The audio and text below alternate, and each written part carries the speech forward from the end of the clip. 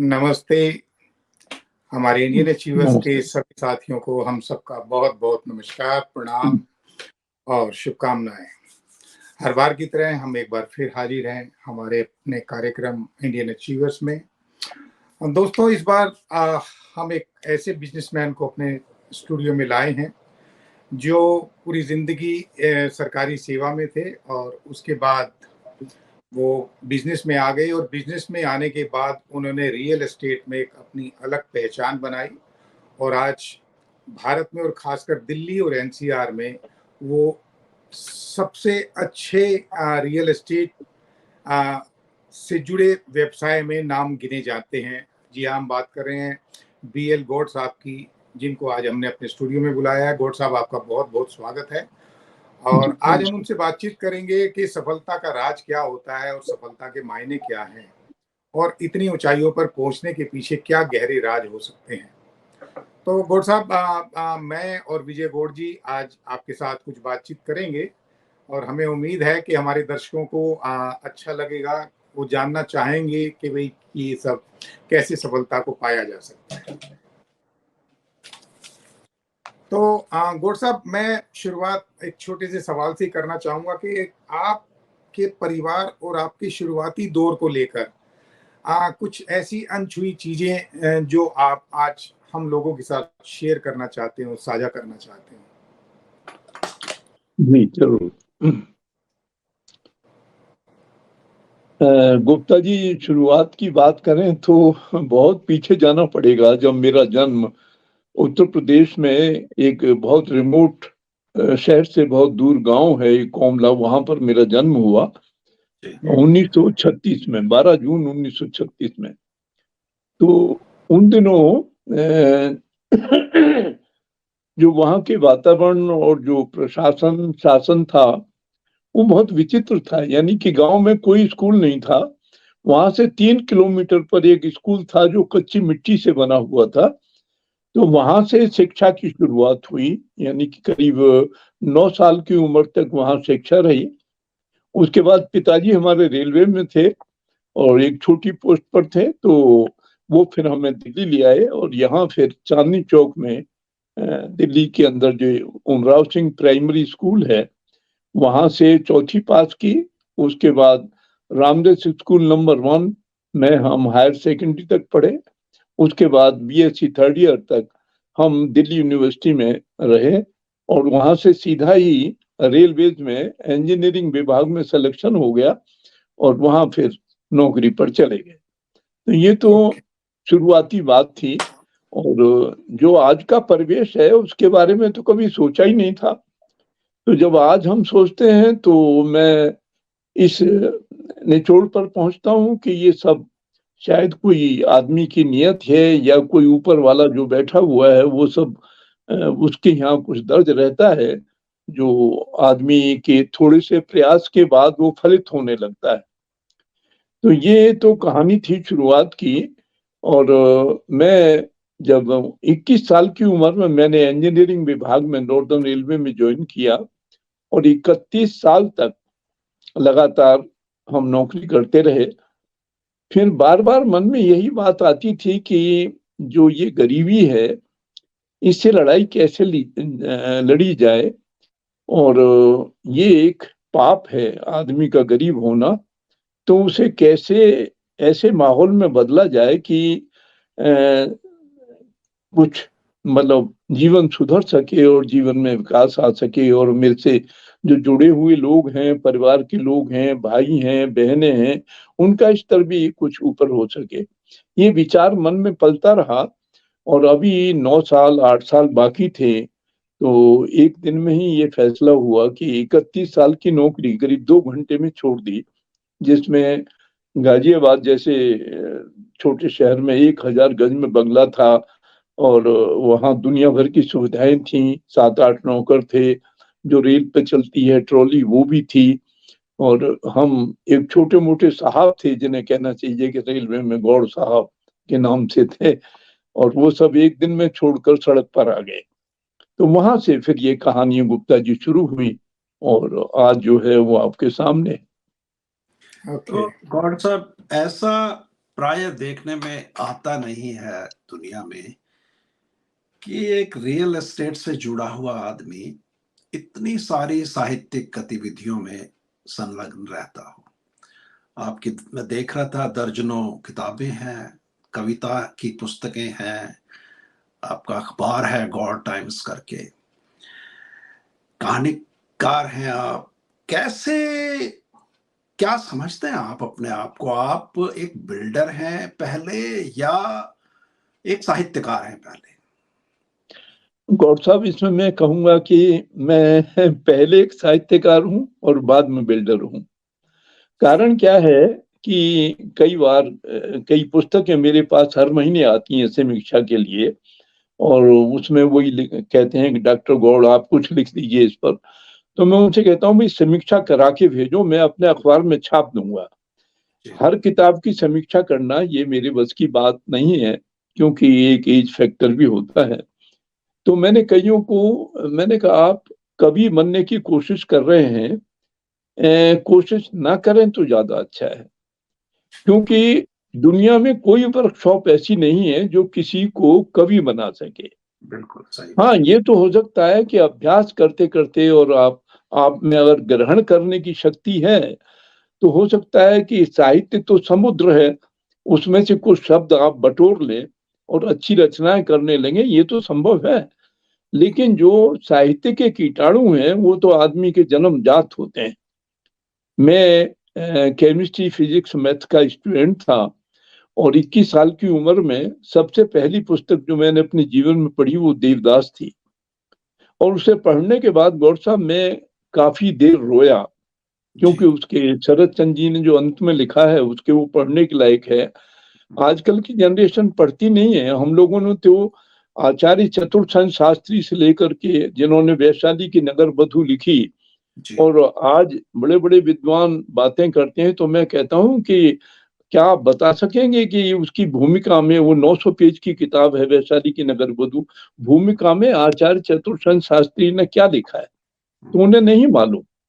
उन्होंने पहले वैशाली के नगर बधू के अपने आंगन में दर्शन किए, उसका नृत्य देखा, उसके बाद वो उपन्यास लिखना शुरू किया, जो कि एक मैं समझता हूँ साहित्य में एक अमर उपन्यास है। तो ये जो कीटाणु हैं साहित्य की, ये तो जन्मजात होते हैं। मैं करीब 31 साल तक अपनी डायरियों में लिखता रहा और कभी ये हिम्मत नहीं हुई कि नौकरी जो एक सहारा है परिवार को पालने का, उसे छोड़कर मैं साहित्य के समुद्र में उतरूं। वो बहुत मुश्किल था। तो करते करते 2005 में जब हम लोग पोजीशन थोड़ी सी स्टेबल हो गई, तब फिर मैंने लिखना शुरू किया। और डॉक्टर कुंवर बेचैन मेरे छोटे भाई की तरह थे। उन्होंने कहा कि आप लिखते हैं, छपवाते नहीं है। तो मेरी पहली किताब उन्होंने प्रकाशित कराई, थोड़ी सी रोशनी, कविताओं की किताब थी। और उसके बाद तो फिर ये सिलसिला 2005 से और आज 18 साल से लगातार वो कलम चल रही है। माँ सरस्वती की कृपा हो जाती है, कुछ शब्द लिख लेते हैं, जब वो एकत्र हो जाते हैं तो पुस्तक के रूप में बाहर आ जाते हैं। तो ये साहित्य की यात्रा रही।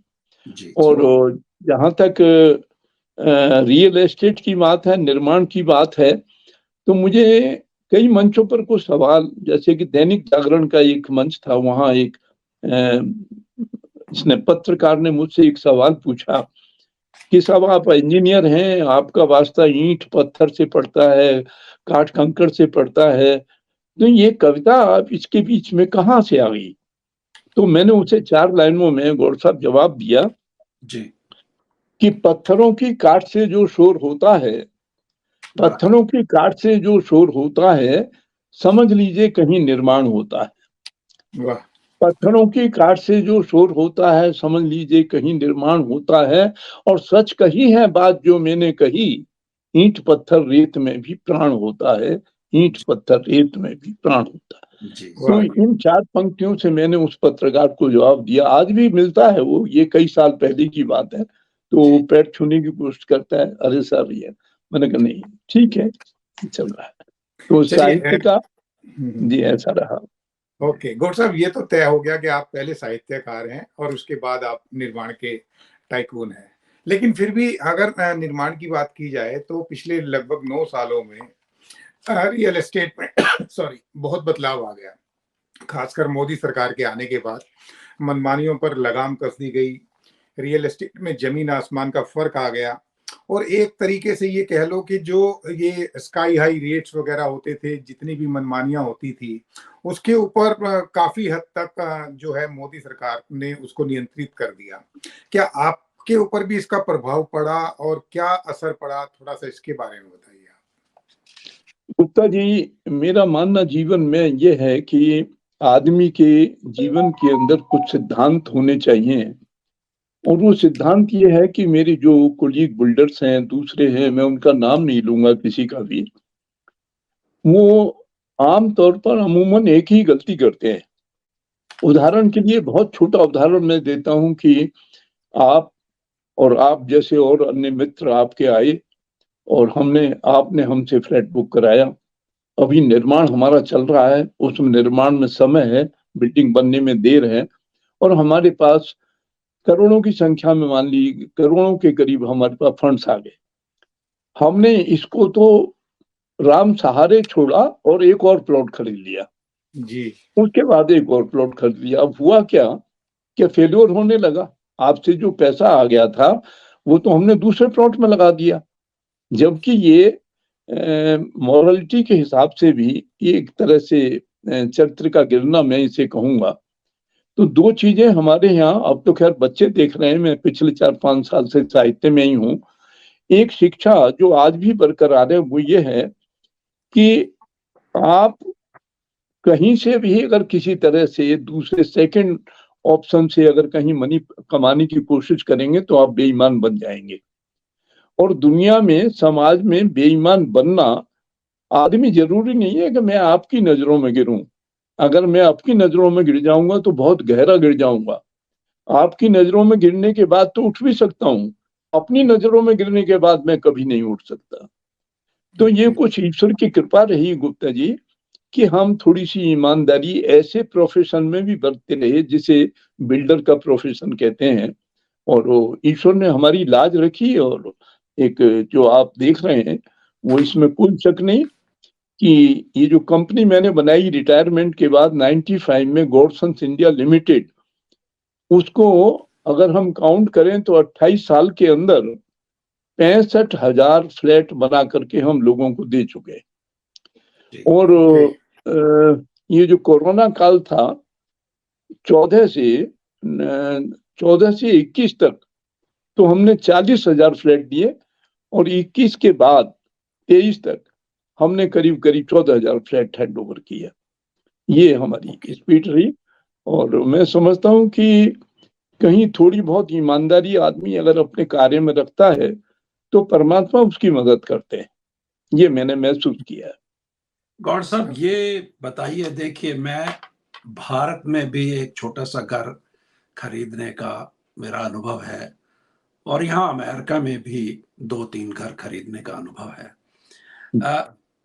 जो अंतर है वो इतना भारी है कंज्यूमर की दृष्टि से कि वो कठिन है उसको सहन करना। आज भी कंज्यूमर भारत में एक बार घर खरीदने का एक आप बयाना दे आए किसी बिल्डर को, तो वो भागता भटकता सड़कों पे है, फिर वो उसके बाद पैसा वो उससे ले लेते हैं।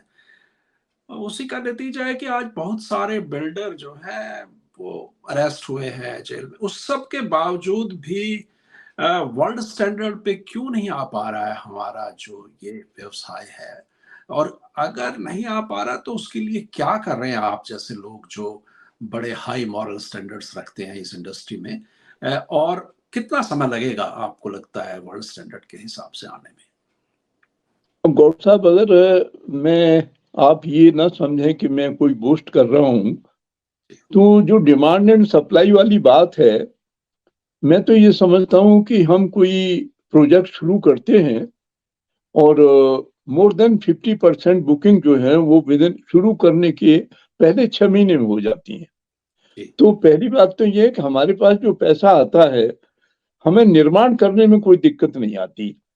दूसरे, बैंक इतने मेहरबान हैं, क्योंकि एक सिद्धांत हमने अपनाया अपने निर्माण के जीवन में कि जिससे लोन लिया है, चाहे बैंक हो या कोई हो, पहली तारीख को उसका ब्याज जाना जरूरी है।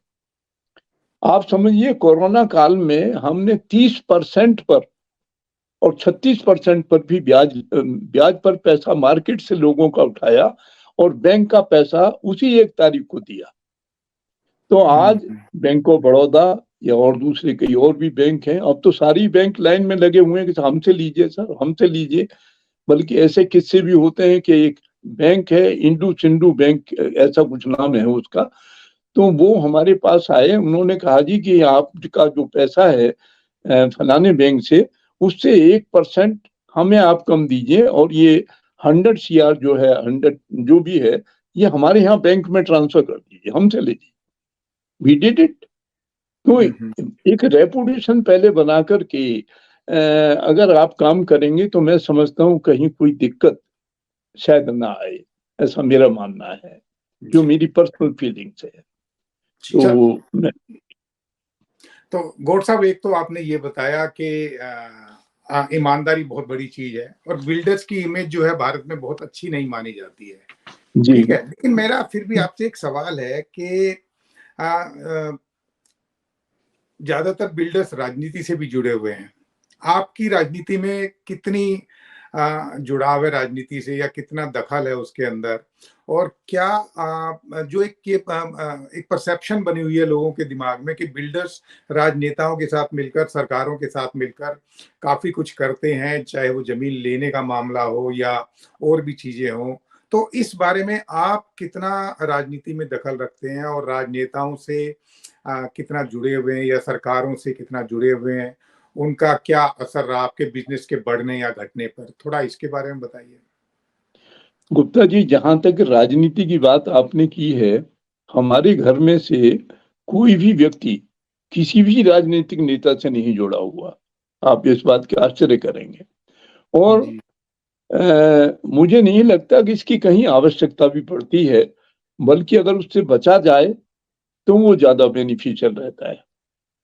हम यानी काम में इतना ज्यादा इन्वॉल्व रहते हैं कि इन सब चीजों की ओर ध्यान नहीं रह जाता। अगर राजनीति से किसी का कनेक्शन है तो वो मेरा स्वयं का है, BL गौड़ का, और वो भी मेरे साहित्य के माध्यम से। अभी उत्तर प्रदेश हिंदी संस्थान ने मुझे साहित्य भूषण से सम्मानित किया, और सारे वर्ल्ड में अमेरिका से भी, लंदन से भी, नॉर्वे से भी, सब मिलाकर के 21 साहित्यकारों को साहित्य भूषण दिया गया, जिसमें 2.5 लाख रुपए का चेक होता है, शाल होता है, ताम्रपत्र होता है। योगी जी ने ये 2020 का वो मुझे दिया, और वो मेरी किताबों के ऊपर दिया। एक मैंने किताब अभी लिखी है, कैसे बने विश्वकर्मा। ये 35 मंजिल जो बिल्डिंग हम बनाते हैं, ये उसके लिए हिंदी में मैंने उसको पूरी टेक्नोलॉजी को उतारा है, और खुद इंजीनियर होते हुए 8 महीने तक अपने ही साइट इंचार्जों से, क्योंकि मुझसे बहुत ज्यादा क्वालिफाइड हैं, कोई मास्टर ऑफ इंजीनियरिंग है, कोई कुछ है, उनसे मैंने उसको समझा।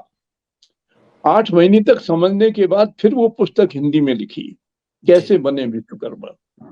इससे पहले मैंने ये ध्यान में रखते हुए कि देश में जो 10वीं पास बच्चे हैं, हमारे उत्तर प्रदेश, हरियाणा, मध्य प्रदेश, राजस्थान, हिमाचल प्रदेश, दिल्ली, तो इन सबको में ये जो 10वीं पास करके जो बच्चे शहर में भाग आते हैं, वो या तो बर्तन मांजते हैं या कुलीगिरी करते हैं, लाइक दैट। ऐसे इनके लिए मैंने अपनी खुद इंस्टीट्यूट बनाई और एक किताब लिखी मैंने, नींव से नाली तक, क्योंकि उनका स्टैंडर्ड 10वीं का था। तो जो देहात में, गांव में, कस्बे में मकान बनते हैं 2.5 मंजिल के, उनके लिए मैंने ये किताब लिखी और मिनिस्ट्री ऑफ HRD को भेज दी। उस समय निशंक जी जो थे, यहाँ के उत्तराखंड के मुख्यमंत्री थे, उनसे मेरी मित्रता भी थी। तो उस किताब को मिनिस्ट्री ऑफ HRD ने अडॉप्ट कर लिया, और मैंने उसका कोर्स डिजाइन कराया, कंस्ट्रक्शन सुपरवाइजर कोर्स। वो 6 महीने का कोर्स है, 3 महीने क्लासरूम होता है और 3 महीने प्रैक्टिकल होता है, और वो आदमी आराम से 10-15 हजार रुपए की नौकरी पा जाता है। और इस प्रकार से 80 आदमी तो मेरे यहाँ काम कर रहे हैं, और आज देश की 17 इंस्टीट्यूट में वो किताब और कोर्स पढ़ाया जा रहा है। बहुत तो बढ़िया। उससे हजारों लोगों को एम्प्लॉयमेंट मिला है। जी तो राजनीति, गुप्ता जी, कोई आवश्यक नहीं है कि हम राजनीतिक बन करके ही काम करें। ये मैं आपकी बात मानता हूं कि एक बड़ी परसेंटेज हमारे बिल्डर्स की वो राजनीति के साथ अटैच्ड है, उसका फायदा भी उठाती है। और मैं इसलिए भी थोड़ा सा इससे अलूफ है कि आज मान लीजिए हम उत्तर प्रदेश की बात करें, कितनी उथल पुथल रहती है। आज तो हमें विश्वास है कि अब आने वाले दसियों साल तक योगी जी का राज रहेगा, क्योंकि उन्होंने इतने सुधार कर दिए यूपी में कि अब किसी दूसरी सरकार का बनना कोई संभव है ही नहीं। एक छोटी सी बात मैं पूछना चाहूंगा कि आजकल यहाँ हम देखते हैं कि जो एनआरआईज हैं वो उभरते हुए भारत की ओर देख रहे हैं और बहुत सारे लोग लौटने का भी सोचते हैं। तो आप एनआरआईज को ध्यान में रखते हुए कोई ऐसा प्रोडक्ट कोई इस तरह का बना रहे हैं जो उस मार्केट को केयर कर सके? जी गौर साहब, मैं कहूं कि जब से मोदी जी हमारे देश के प्रधानमंत्री बने और जो एक एक ऐसा रास्ता जो दुनिया उनकी तरफ देखती है, उसका ताजा उदाहरण G20 है। G20 की भव्यता को मैंने, बल्कि आज का मेरा संपादकीय जो है इसी पर है कि G20 क्या है, उसके मायने, G20 के मायने क्या है। जैसे गुप्ता जी ने कहा कि सफलता के मायने क्या है, तो मैंने कहा G20 के मायने क्या है। वो आज मेरा संपादकीय है, 2-1 दिन में प्रेस में चला जाएगा और छप के आ जाएगा। वो उसको मैंने लिखा है। आज दुनिया में जो विश्व गुरु की बात हमने कही थी, अगर विश्व गुरु के हमें कहीं दर्शन की झलक नजर आती है तो प्रधानमंत्री नरेंद्र मोदी में नजर आती है। आज आपने देखा कि पुतिन उनको गले लगा रहे हैं, तो उधर बाइडेन जो है अमेरिका के, वो भी उनसे गले मिल रहे हैं। और कोई दुनिया की, सिवाय एक चाइना को छोड़ करके, क्योंकि उसकी नीति विस्तारवाद की नीति है कि कई देशों बर्बाद हो गए। कई देश जो है जहां उन्होंने निवेश किया, अफ्रीकन कंट्रीज है, नेपाल है, श्रीलंका है, बांग्लादेश है, सब बर्बादी के कगार पर। इतना पैसा उसने डाल दिया कि वो देश पाकिस्तान है कि नहीं लौटा सकते। तो वो विस्तारवाद और साम्राज्यवाद की जो नीति है उसकी, वो भारत से तो एक अलग है वो देश। नहीं तो दुनिया का आज कौन सा देश है जो मोदी जी के संपर्क नहीं चाहता, मोदी जी से यह सलाम नहीं करना चाहता। मेरा अपना मानना यह है कि मैं तो रहूं ना रहूं, लेकिन भारत जो सोने की चिड़िया था वो फिर से सोने की चिड़िया बनने जा रहा है और ये विश्व गुरु बनेगा। यहाँ जो कंपनियां आ रही हैं वो लाभ में जा रही हैं, जो लोग काम कर रहे हैं, लेकिन बशर्ते कि वो डिसिप्लिन और ईमानदारी से काम कर रहे हैं, उनका भविष्य यहाँ बहुत उज्जवल है भारत के अंदर। क्योंकि यहाँ डिमांड बहुत है। 142 करोड़ की हमारी आबादी है, कितना बड़ा देश है। तो मैं समझता हूँ कि एक अच्छा क्षेत्र बन चुका है भारत, व्यापार के लिए भी और लोगों को बसने के लिए भी। गौड़ साहब, आपने बोला कि पिछले 9 साल में मोदी जी ने ऐसे काम किए हैं कि अचानक से दुनिया में भारत को विश्व गुरु के रूप में देखा जाने लगा है। और आपको, अगर मैं आपकी बात करूं तो आपने भी 1990 में जब 90 के आसपास जॉब छोड़ी और आज लगभग 30 साल के करीब आप भी सिर्फ एक सरकारी नौकर से आज इतने बड़े बिजनेस टाइकून हो गए। तो इसके पीछे मतलब क्या ये संभव है? क्या ये अविश्वसनीय नहीं लगता कि आज आपकी करोड़ों अरबों की टर्नओवर है और आप एक सरकारी नौकर रहे? तो इसका कुछ राज अगर कुछ गहरा है कि कोई और भी बन जाए, कुछ बताइए इस बारे में। गुप्ता जी, मेरी किताब आ रही है अभी, शायद इस महीने के एंड तक आ जाए, और मैं चाहूंगा कि आपको, विजय गौड़ को, मैं किताब भेंट करूं या मतलब वो PDF भेज दूं। नहीं, हम जनवरी में आ रहे हैं तो मिलेंगे, अब आपसे किताब ले भी लेंगे। अच्छा, तो उसके पहले पन्ने पे गुप्ता जी मैंने 2 लाइन लिखी हैं जो मेरी स्वयं की अपनी लाइन है, और वो लाइनें हैं कि कोई भी लक्ष्य बड़ा नहीं, कोई भी लक्ष्य बड़ा नहीं, हारा वही जो लड़ा नहीं। बड़ी सिंपल सी बात। ठीक बात है। और जो मेरे उसकी जीवनी को जब उसने, ये पब्लिशर ने पढ़ा, तो मुझे बाबूजी कहते हैं। एक आदत पड़ गई है, जो छोटे हैं वो बाबूजी कहने लगे तो नाम बाबूजी हो गया। कहने बाबूजी हमें तो ये बताइए कि आप जिंदा कैसे रहे। कहने आपकी किताब में आपने वो पल भी रखे हैं कि जब बेटी की डेथ होती है, पैसे जेब में नहीं है और आप जो है शून्य में चले गए हैं, किसी से बात नहीं करते हैं, 2 महीने तक आप खामोश हैं, वो टाइम भी आपकी जिंदगी में आया? मैंने कहा हाँ बिल्कुल आया। तो मेरे पिताजी कहते थे कि हारिए न हिम्मत विसारिए न राम, हिम्मत नहीं हारनी है बिल्कुल भी। एक सफलता तो मिलनी है अगर हमने हिम्मत नहीं हारी है तो गौड़ साहब, मैं आपकी बहुत सारी कविताएं पढ़ता रहता हूँ, फेसबुक पे आप लगाते हैं, तो हमारे दर्शकों के लिए कोई एक ऐसी कविता छोटी सी जो आपके दिल के सबसे करीब हो पिछले वर्ष की, बताइए प्लीज, थोड़ा सुनाइए। बहुत अच्छा सवाल किया है गौड़ साहब आपने। एक तो मैं आज के डिस्कशन के लिए मैंने लिखी थी, जब इन्होंने गुप्ता जी ने सवाल ऐसा किया कि सफलता के मायने क्या हैं, जी, तो मैंने उसी के संदर्भ में वो 4 लाइनें भी लिखी थी कि आदमी की जब आंखें अंतिम पल में बंद होती हैं तो भी उसके इर्द गिर्द चाहते जो हैं वो चाहते मंडराती रहती हैं, चाहत कभी खत्म नहीं होती। मेरे पास ये ये डायरी मेरी जेब में रहती है, छोटी सी पॉकेट में, और इसमें आज के काम लिखता हूं मैं, और शाम को देखता हूं मैंने 8 नोट किए थे, 7 हो गए खत्म, चलो अच्छा है। दूसरे दिन जब उठता हूं तो उस एक में 7 और जुड़ जाते हैं, और ये होती है आदमी की चाहत।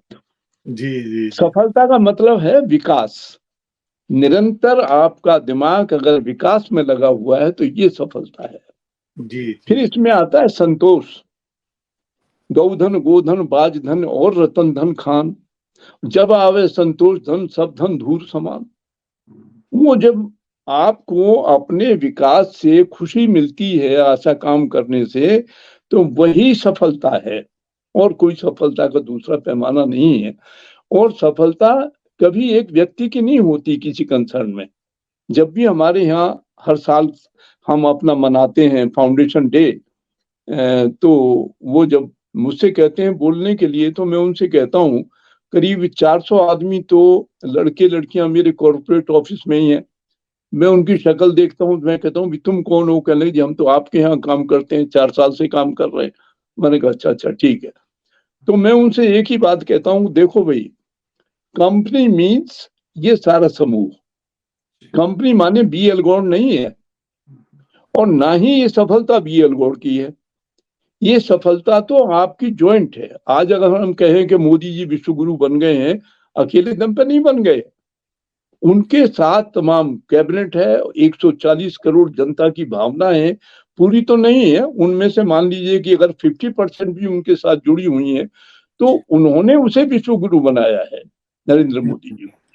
अकेला व्यक्ति की सफलता को काउंट मत करिए आप कहेंगे जी अंबानी, टाटा, डीएलएफ, गोदरेज, ये जितने भी लोग हैं, ठीक है, एक व्यक्ति होता है जो उस अभियान को चलाता है, एक कैप्टन होता है जिसके पीछे वो फौज चलती है, ये मैंने माना।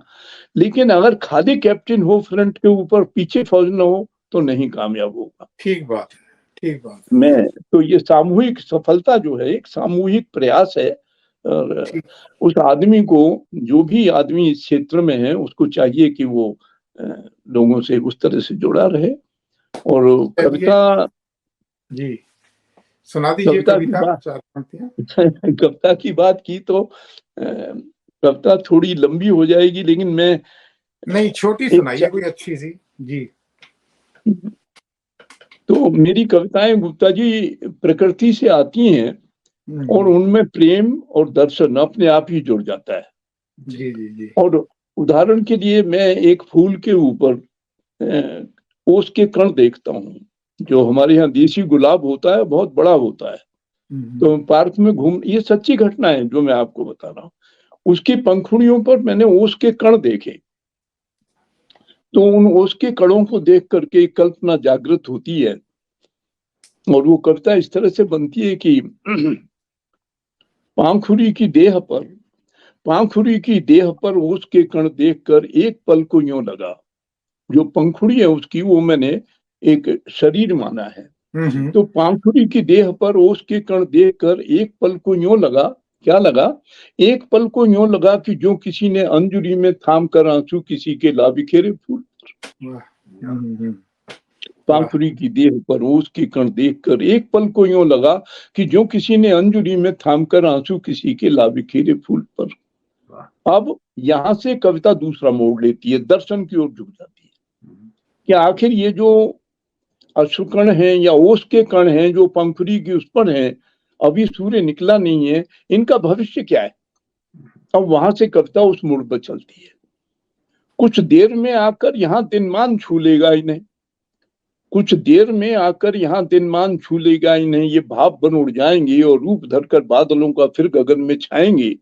आज झुकेंगे ये धरा के भाल पर, आज झुकेंगे ये धरा के बाल पर, या चूनरी बन सात रंग की जा तनेंगे पाहनों के ढाल पर। कहने का तात्पर्य है कि आप अगर कभी शहर से बाहर निकले, खुले में देखें और सावन का महीना हो, तो आपको लगेगा सावन की ये काली घटाएं पृथ्वी लेटी हुई है, उसके माथे को चूम रही हैं। जी जी। तो कुछ देर में आकर यहाँ दिनमान छू लेगा इन्हें, ये भाप बन उड़ जाएंगे और रूप धरकर बादलों का फिर गगन में छाएंगे। आज झुकेंगे ये धरा के भाल पर, या चूनरी बन सात रंग की जा तनेंगे पाहनों के ढाल पर। इंद्रधनुष, या चूनरी बन सात रंग की जा तनेंगे पाहनों के ढाल पर, या बनेंगे बूंद फिर से बादल का जो चक्र है, या बनेंगे बूंद फिर से आ गिरेंगे फूल पर या शूल पर, और पांखुड़ी की देह पर उसके कण देखकर एक जो किसी अंजनी में थाम कर। वाह जी वाह। अब कुछ पंक्तियां और हैं, अगर पूरी सुनना चाहेंगे तो मैं पूरी सुना दूंगा, ये कुछ पंक्तियां जी नहीं, काफी है, इसी में सारा सारा आ गया। और मुझे लगता है कि हमारे दर्शकों को भी आज ये पता चल गया कि अगर मुसीबतें भी सामने है तो हिम्मत मत हारो। जो आज आपने बोला, तो सफलता आपके कदम चूम ही लेगी। और ये जो गुण आपने आज दिए हैं, जो ये राज दिए हैं, तो उससे लगता है कि लोगों को इंस्पिरेशन मिलेगी और कभी कोई हिम्मत नहीं हारेगा। और आपका हमारे स्टूडियो में आने के लिए बहुत बहुत धन्यवाद। और मुझे लगता है कि हम आपसे फिर कभी मुलाकात करेंगे। नमस्कार। नमस्कार।